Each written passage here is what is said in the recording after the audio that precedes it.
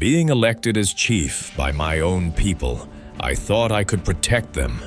But guess that was just a blind fold on me, because soon I called it what it truly was. Death of everything we built with our own hands. I am John Ross, and this is the story of how the United States government signed away our homes, our dignity, and our lives, and called it justice. By 1830, we had done everything they told us to do. We farmed the land, built homes with fences and fields. We raised our children with values, hard work, honesty, respect. We wrote a constitution, printed newspapers in our own language, and held courtrooms where our laws were upheld. We became a nation within a nation. The Cherokee weren't wandering warriors with painted faces, not anymore. We wore coats, we read books, we debated in council halls. We did exactly what the government said we needed to do if we wanted to stay. We lived beside white settlers in Georgia, peacefully, proudly. But it didn't matter. Because one day, gold was discovered in the dirt of our land, and that changed everything. Suddenly, our civility didn't mean a thing. Our schools, our farms, our laws, they didn't matter to those who saw dollar signs in the rivers. The state of Georgia didn't see neighbors anymore. They saw obstacles. They wanted us gone, all of us. And in Washington, they had a man who was more than willing to help. Andrew Jackson, President of the United States, signed into law something called the Indian Removal Act. It was written in polite words, wrapped in policy. They called it a relocation, a solution, a way to help both sides. But I knew better. It was not a compromise. It was a death sentence. No treaty, no court ruling, no argument could stop what was coming. The machine was moving, and we were standing on the tracks. We believed in law. We've always had. So, we used it. We took our fight to the highest court in the land, the United States Supreme Court. Our case, Worcester versus Georgia, was heard. And in 1832, the justices ruled clearly. The Cherokee Nation was sovereign. Our land was ours. Our government was legal. Georgia had no right to interfere. For a moment, we believed justice had spoken. But what good are words if no one will carry them out? President Jackson's response was cold and clear. Let them enforce it. And just like that, the Supreme Court, our last shield, was ignored. The law had been written, but not obeyed. The decision meant nothing. We were a nation without protection, citizens without rights, and all we could do was brace for what would come next. They didn't come at us with bullets, not at first. They used ink and shadows. In 1835, a small group of Cherokee men, maybe 20 or 30, met in secret. They were not chosen by the people. They held no authority, but they signed a paper anyway. It would come to be known as the Treaty of New Echota. And that one document, signed by a few, was used to justify removing thousands.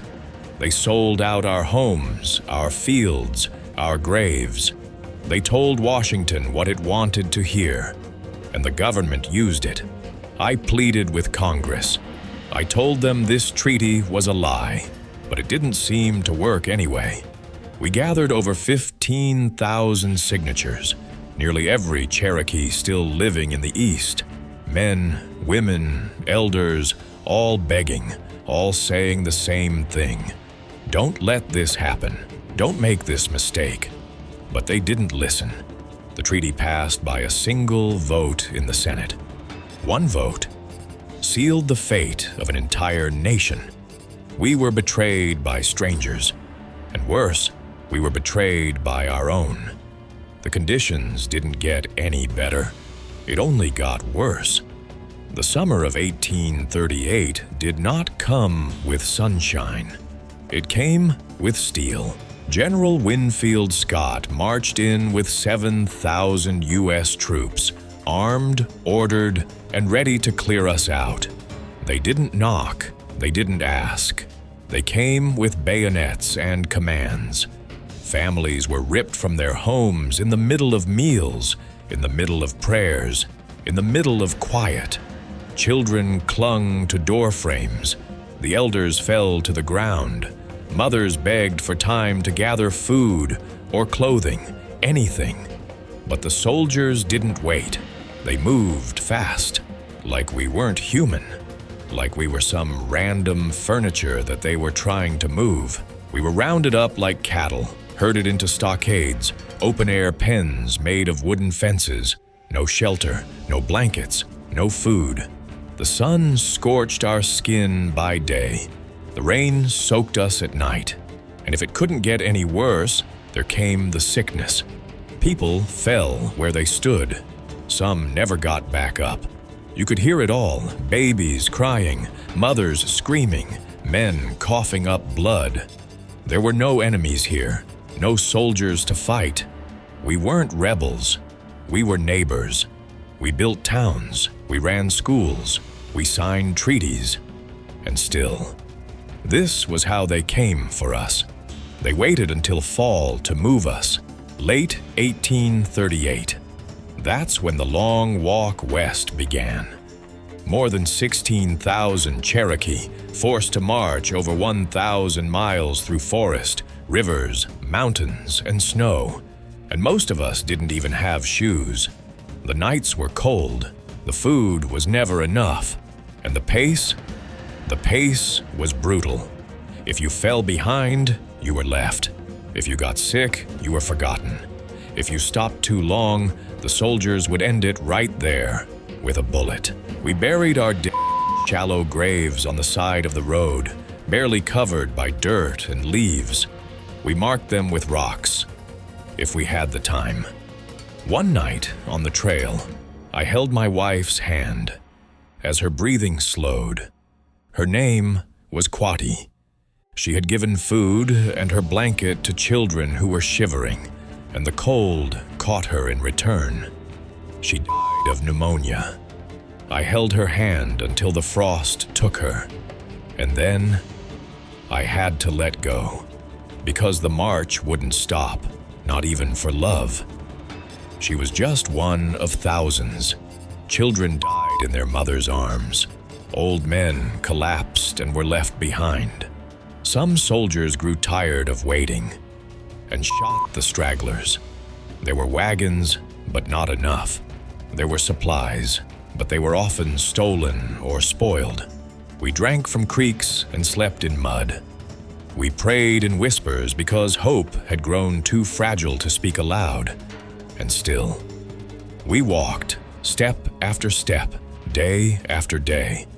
By the time we reached Indian Territory, what they called our new home, more than 4,000 Cherokee were gone.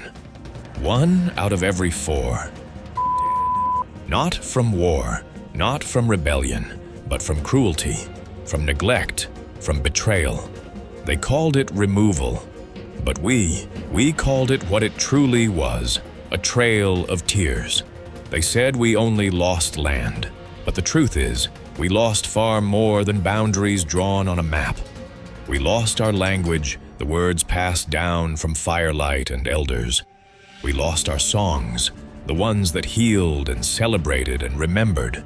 We lost our sacred sites, mountains, rivers, and burial grounds torn from our reach. We lost the ones who guided us. Our medicine men died, some on the trail, some in silence. Their wisdom faded with each passing mile. Our leaders were hunted, targeted, isolated, broken. But then came the reckoning. The men who signed that false treaty, the Treaty of New Echota, didn't escape the consequences. When the nation rebuilt, when the dust had settled, we found them. and we executed them, not out of revenge, but out of justice, our justice, because betrayal has a cost, and they had traded our nation for ink and illusion. But even with justice served, America never said sorry. Not then, not now. No apology, no recognition, no regret, just silence. But from that silence, we rose, we survived. Not because they let us, but because we refused to disappear. We took our grief and made it into memory, and took our pain and wove it into strength. We rebuilt homes, we rebuilt councils. We printed newspapers again and told our stories over and over until they could not be erased. We taught our children who they were, even when the schools punished them for speaking Cherokee. Even when the world called us relics, even when history tried to forget us. And now, I speak not with rage, but with memory, because memory is stronger than bullets. So when men in polished suits speak of land, or law, or justice, I want you to remember what they did to us. I was John Ross, I was Cherokee, and I watched my people walk through hell. But I kept walking. The Trail of Tears is not just a path through forests and fields. It is a scar that cuts across this land, a wound in the soul of America, and it still bleeds. But we are still here. This was Forgotten Felonies, where history is always felt through souls. If this story moved you, don't miss our deep dive into another haunting tale, The Hanging Judge. You don't want to miss it.